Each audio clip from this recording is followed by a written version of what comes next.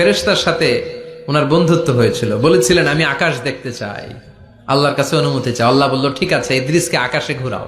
প্রথম আকাশে ঘুরলেন, দ্বিতীয় আকাশে ঘুরলেন, তৃতীয় আকাশে ঘুরলেন, চতুর্থ আকাশে ঘুরলেন। ইন দ্য মিন টাইম চতুর্থ আসমানে মালাকুল মাউত পৃথিবীর দিকে নেমে আসছিল।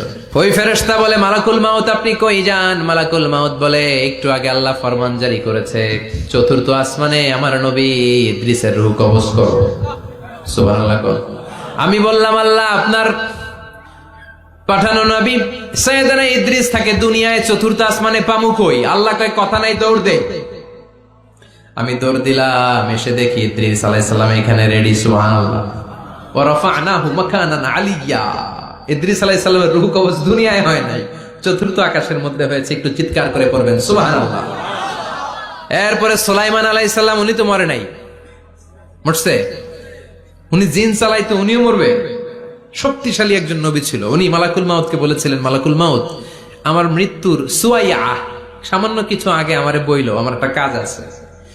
মালাকুল মাউত মৃত্যুর কিছু সময় আগে এসে বলল, সুলাইমান টাইম ইজ আপ, সময় শেষ, অল্প কিছু সময় বাকি, কি করবেন করেন। সাইয়েদনা সুলাইমান জিনদেরকে ডাকলো, ও জিনেরা, বিশাল একটা প্রজেক্ট আছে, প্রজেক্টে কাজ শুরু করো। আর কিছু জিনকে বলল চারদিকে গ্লাস ফিটিং করা একটা রুম বানাও।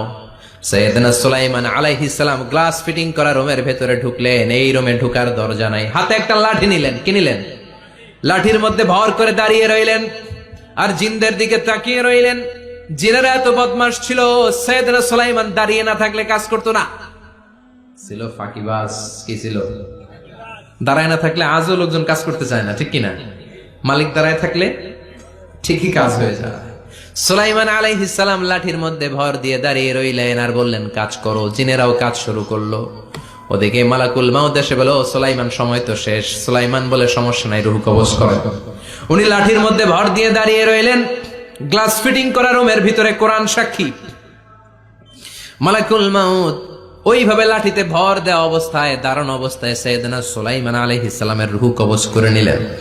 উনি এমন ভাবে দাঁড়িয়েছেন, রূহ চলে গেল, লাশ হয়ে দাঁড়িয়ে রইলেন। লাঠির মধ্যে দাঁড়িয়ে আছেন, জমিনের মধ্যে লুটিয়ে পড়ে নাই। সুবহানাল্লাহ। জিনগুলো দূর থেকে ভাবলো বস তো দাঁড়ায় আছে। কে দাঁড়ায় আছে?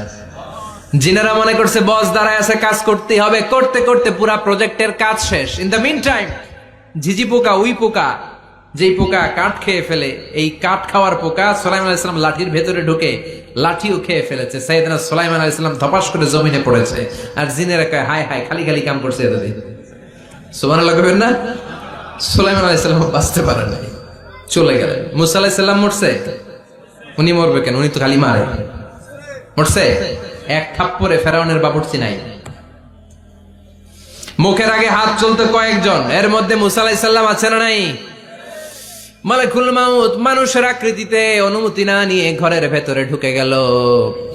ঢুকে বলে, আনা মালাকুল মাউত, আমি মৃত্যুর ফেরেশতা। তো কি চাও? জিতু আন আকবাদা রূহাক, আপনার রূহ কবজ করতে আসছি। কিন্তু মুসা আলাইহিস সালাম দেখতেছেন দিব্যি একজন মানুষ। কি দেখে? আবার সালাম দেয় নাই, অনুমতি নিয়েও ঢুকে নাই। অমিয়া, অনুমতি নিয়ে ঘরে ঢোকার দরকার আছে না নাই? মুসা আলাইহিস সালামের মেজাজ বড় গরম। উনি বললেন কি করবি? কয় আপনারে মারবো। কয় এদিকে আয়।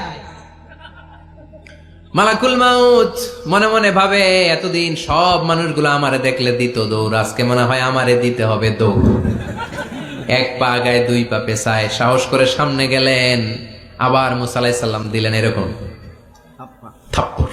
ফাসাক্কাহু ফাফাকু আইনা, বুখারীর বর্ণনা, এক থাপ্পড়ে চোখ নাই। ঠিকই মালাকুল মাউত দৌড়, এক দৌড়ে আল্লাহর কাছে। আল্লাহ বললেন রাখো। এটা মুসা আলাইহিস সালাম, তার মেজাজ বড্ড গরম, আমাকে কথা বলতে হবে। আল্লাহ বললেন মুসা, বুখারীর বর্ণনা, গরুর পিঠের উপর হাত রেখে দাও। রাখা হলো। তোমার হাতের নিচে গরুর যত পশম, প্রত্যেক পশমের বিনিময়ে এক এক বছর করে হায়াত বাড়িয়ে দিলাম। মুসা আলাইহিস সালাম অনেক চালাক নবী। উনি বললেন আল্লাহ, আমার হাতের নিচে যদি গরুর 2000 পশম থাকে, তার মানে 2000 বছর হায়াত বাড়িয়ে দিলেন। কিন্তু এক্সট্রা হায়াত যখন শেষ হয়ে যাবে, এরপরে কি হবে? আগে ওইটা বলেন। আল্লাহ বললেন সুম্মাল মাউত, তারপরে তো মুসা মরতেই হবে, আসতেই হবে। সাইয়েদনা মুসা আলাইহিস সালাম বললেন ফাল আনা, তাহলে আর দেরির দরকার নাই, এখনই আমি আপনার কাছে চলে যেতে চাই। মালাকুল মাউত মুসা আলাইহিস সালামের রূহ নিয়ে উড়াল দিলেন। সুবহানাল্লাহ। বাঁচতে পারছে? বিশ্বনবী মরে নাই, উনি ইন্তেকাল করেছেন। চিল্লা এখন ঠিক কিনা? ইন্তেকালের আগে বিশ্বনবী প্রচন্ড অসুস্থ হলেন। মা আয়েশারে ডেকে বললেন, আয়েশা, মনে হয় আমি বাঁচব না। ওই যে খায়বার বিজয়ের দিন, খায়বার দুর্গ বিজয় করার পরে এক ইহুদি মহিলা আমার দাওয়াত দিয়েছিল। ওই দাওয়াত খেতে যাওয়ার পরে গোশতের মধ্যে বিষ মাখানো হয়েছিল রে আয়েশা। ওই বিষ মাখানো খাসির গোশত খেয়ে যে ব্যথা আমার পেটে উঠেছিল, আজ আবার সেই ব্যথা উঠেছে। বিশ্ব নবী ওই বিষ খাওয়ানো গোশতের কারণে ইন্তেকাল করেছেন। তার মানে বিশ্ব নবী শাহীদ। জামা আল্লাহু বাইনা নবুওয়া ওয়া শাহাদা। আল্লাহ বিশ্ব নবীকে শুধু নবী বানায় নাই, শহীদ হিসেবেও কবুল করেছে। সুবহানাল্লাহ কবেন না? প্রচন্ড অসুস্থ, উনি ছাড়া মসজিদে নববীতে কেউ ইমামতি করার সাহস পায় না। বিশ্বনবী বললেন, আবু বকর তুমি যাও। আবু বকরও যায় না। বিশ্বনবী বললেন, পানি আনো। বিশ্বনবী পানি দিয়ে ওযু করলেন। ওযু করে কয়েকজন সাহাবীকে ধরে উঠতে চাইলেন, আবার ধপাস করে বেহুশ হয়ে পড়ে যায়। বিশ্বনবী উঠতে পারে না। আবার বললেন, ঠান্ডা পানি আনো। পানির ভেতরে বিশ্বনবী 2 হাত ঢুকিয়ে দিয়ে ঠান্ডা ভিজা হাত দিয়ে চেহারার মধ্যে মাসে করলেন আর বললেন, ইন্নালিল মাউতি লা সাকারাত। হায়রে মৃত্যুর কি যন্ত্রণা, হায়রে মৃত্যুর যে কি কষ্ট। ও মিয়া, বিশ্বনবী যদি মৃত্যুর কষ্টে কাতরায়, আমাদের অবস্থা কি? আমাদের নসিবে কি আছে? আল্লাহ তুমি বাঁচাও, পড়ে না আমি। বিশ্বনবী কাঁদছেন, সাহাবারা একের পর এক দেখতে আসে। কান্নার রোল পড়ে গেল চারদিকে। বিশ্বনবীর কলিজার টুকরা নয়নের পুটুলি সাইয়্যিদাতুনা ফাতিমা বিশ্বনবীর কান্না সহ্য করতে পারে না। বিশ্বনবীকে ধরে সাইয়্যিদাতুনা ফাতিমা কান্নাকাটি শুরু করে দিলেন আর বললেন, ওয়া কুরবাবা, ওয়া কুরবাবা, হায় হায় আমার বাবার কি কষ্ট, আমার বাবার কি কষ্ট হচ্ছে। বিশ্বনবী বললেন, ফাতেমা তুমি কেঁদো না, আমার কষ্ট আজকের পরে আর থাকবে না। আজকে তোর বাবার সব কষ্ট বন্ধ হয়ে যাবে। কি যেন কানে কানে বললেন, ফাতেমা আরো কেঁদে দিল। আবার কানে কানে কি যেন বললেন, ফাতেমা হেসে দিল। বিশ্বনবীর ইন্তেকালের অনেক পর মা আয়েশার কাছে ফাতেমা বললেন, আমি যখন প্রথমে কেঁদেছিলাম আব্বা বলেছিল আমি আর বাঁচবো না রে ফাতেমা। আবার কানে কানে একটা কথা বলার পরে হেসেছিলাম, আব্বা বলেছিল আমার পরে আমার পরিবার বর্গের মধ্য থেকে সর্বপ্রথম তোমার সাথে আমার দেখা হয়ে যাবে রে ফাতেমা। অল্প কয়েক মাসের ব্যবধানে সাইয়্যিদাতুনা ফাতেমা উনিও ইন্তেকাল করলেন। বিশ্বনবী শোয়া থেকে উঠতে পারে না। এক সাহাবীকে দেখলেন মেসওয়াক করছে। বিশ্বনবী মেসওয়াকের দিকে তাকিয়ে রইলেন। বিশ্বনবীর নিথর দেহটা পড়ে আছে। আয়েশারে যে বলবে আয়েশা মেসওয়াক দাও, বলতে পারে না।